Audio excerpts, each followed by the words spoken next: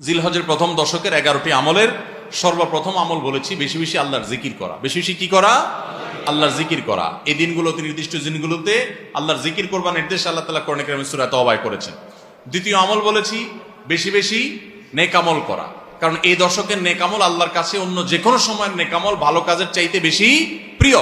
এই দশকের নেক আমল চলতে থাকবে, সেটা জিকির হোক, তেলাওয়াত হোক, দান সাদাকা হোক, নফল রোজা হোক, নফল নামাজ হোক, যত রকমের ইবাদত আছে, এটা ইবাদতের দশক। রমজানে যেরকম ইবাদত করতে থাকি আমরা, এই দশকে এরকম কি চলবে?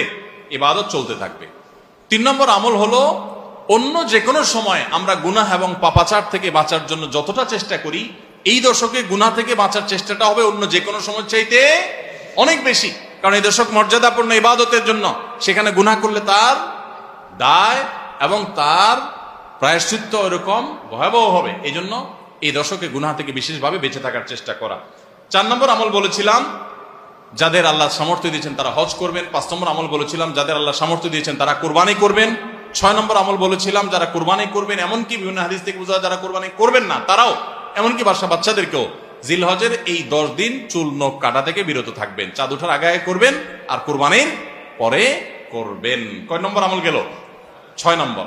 7 নম্বর আমল হলো সাধারণভাবে এই 10 দিন রাত দিন যত বেশি পারেন উচ্চস্বরে সরবে তাকবীর পাঠ করতে থাকবেন। আল্লাহু আকবার, আল্লাহু আকবার, লা ইলাহা ইল্লাল্লাহ, আল্লাহু আকবার, আল্লাহু আকবার, ওয়ালিল্লাহিল হামদ। কোন হাদিসে 3 বার তাকবীর আসছে শুরুতে, আল্লাহু আকবার, আল্লাহু আকবার, আল্লাহু আকবার, লা ইলাহা ইল্লাল্লাহ, আল্লাহু আকবার, আল্লাহু আকবার, আল্লাহু আকবার, ওয়ালিল্লাহিল হামদ। আর 8 নম্বর আমল হলো